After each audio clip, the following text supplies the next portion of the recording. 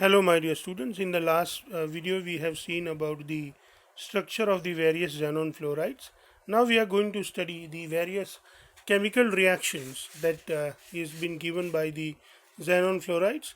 Xenon fluorides react with fluoride ion acceptors to form cationic species and fluoride ion donors to form fluoroanions. You can see here that xenon fluoride like XeF2 and XeF4, they donate fluorine, so they are very good fluorinating agent, and they make PF5 to go PF6 minus and SBF5 to go SBF6 minus, and they themselves are converted to XeF2 turns XeF plus and XeF4 turns XeF3 plus.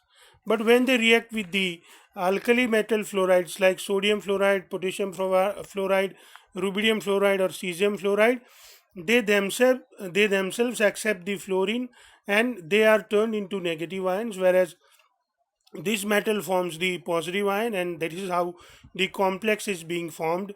So XeF6 reacts with MF, where M is equal to sodium, potassium, rubidium and cesium. That gives us M plus and XeF7 minus. So this is how we can understand the fluorinating property of the xenon fluorides.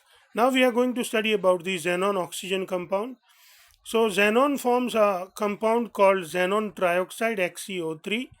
Let us study the preparation of xenon trioxide. Xenon trioxide is prepared by the hydrolysis of XeF4. Uh, so see, you can see that 6XeF4 reacts with 12H2O, that gives 4Xe plus 2XeO3 plus 24HF plus 3O2. This is very important reaction, my dear students. Please learn it well, and it has been asked into the various exams quite a few times. You can see here xenon undergoes the disproportionation reaction. So one xenon plus xenon from plus 4, it goes to the zero oxidation state, and second time xenon from plus 4, it goes to the plus 6 oxidation state. So both the oxidation and reduction of xenon takes place simultaneously. At the same time, oxygen, which is present as a minus 2 oxidation state, turns into zero oxidation state, and that is why we can see the oxidation of oxygen takes place. And this is how this is a very important reaction that is being observed. Then complete hydrolysis of XeF6 also gives the XeO3. Now same here also, it is the hydrolysis of XeF6, but my dear students, the hydrolysis of XeF6 is not a redox reaction. You can see XeF6 when reacts with 3H2O, it gives XeO3 and 6HF.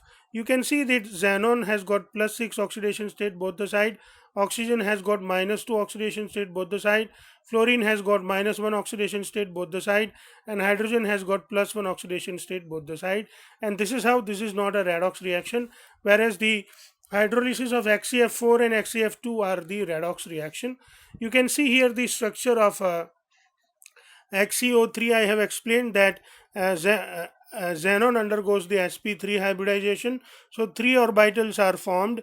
These three orbital undergoes the 3 bond with oxygen, and here 3 pi bonds are also formed, and this is how the XeO3 become pyramidal in shape, and there is one lone pair like NH3 available into the XeO3. Xenon trioxide XeO3, we'll see the physical property, is a colorless solid. It is explosive in nature because it is a very good oxidizing agent, or it easily releases oxygen, and xenon trioxide has a pyramidal molecular structure. Now we are going to study about the xenon oxyfluorides. That means xenon that makes compound with both oxygen and fluorine simultaneously.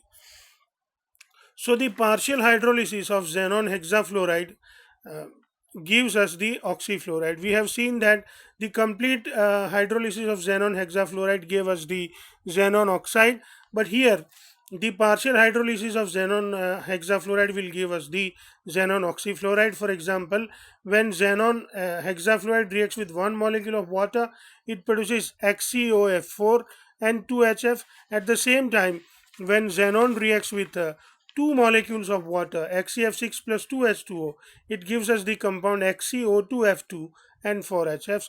So if the water molecules are mole, we will get XeO2F2. If the water if the water present is less in quantity, then we are going to get XeOF4. So this is how XeOF4 is prepared. Let us study about XeOF4. XeOF4 is a colorless volatile liquid, and XeOF4 has a square pyramidal molecular structure. So in XeOF4, actually sp3d2 hybridization takes place. So 3 plus 2, 5 plus 2, 5 plus 1, 6 orbitals are produced. Out of those 6 orbitals, one orbital has got the lone pair, and the 5 orbital combines with the 4 fluorine and 1 oxygen. The orbital that does not take part into the hybridization make the pi bond between the xenon and oxygen, and that is how with 1 pi bond and 4 bond pair and 1 lone pair we have square pyramidal sp3d2 hybridization. XeOF4 molecule is produced. At the same time, XeO2F2, which is produced by the incomplete hydrolysis of XeF6, that gives us the XeO2F2 and 4HF. This particular compound has got sp3 dehybridization. So 3 plus 1 4 plus 1 5 orbitals are produced. After those 5 orbitals, one is lone pair, 2 are bonded with oxygen and 2 are bonded with fluorine. 2 orbitals which do not take part into the hybridization, they make pi bond between the xenon and oxygen, and this is how the distorted trigonal pyramidal shape of XeO2F2 is being prepared. So this is how, my dear students, we can understand about the various xenon fluoride compounds. Now we have few questions to be discussed about this compound. The first question: does the hydrolysis of xenon hexafluoride lead to a redox reaction? No. Hydrolysis of xenon hexafluoride in any case is not a um, uh, redox reaction. You can see that the hexafluoride has reacted with 1H2O, 2H2O and 3H2O. In all this, you can see xenon plus 6 plus 6 plus 6 both the side, and when you will observe this reaction, you will find that this reaction does not, like the oxidation state of xenon or oxygen has never been changed, and that is why the products of hydrolysis of XeO3, XeO2F2 and XeOF4, where the oxidation state of all element remain the same, and that is why we can say that they are not the redox reaction. But we have to note that hydrolysis of xenon XeF4 and XeF2 are the redox reaction. We have already discussed, but let me repeat it once again, that the hydrolysis of XeF4, in which xenon undergoes the reduction as well as oxidation, that means disproportionation reaction, and oxygen even undergo the oxidation. This is how we understand. And in case of the XeF2, in the hydrolysis of XeF2, you can see that xenon, which was +2 oxidation state, turned to 0, and oxidation, which was -2 oxidation state, turns to 0.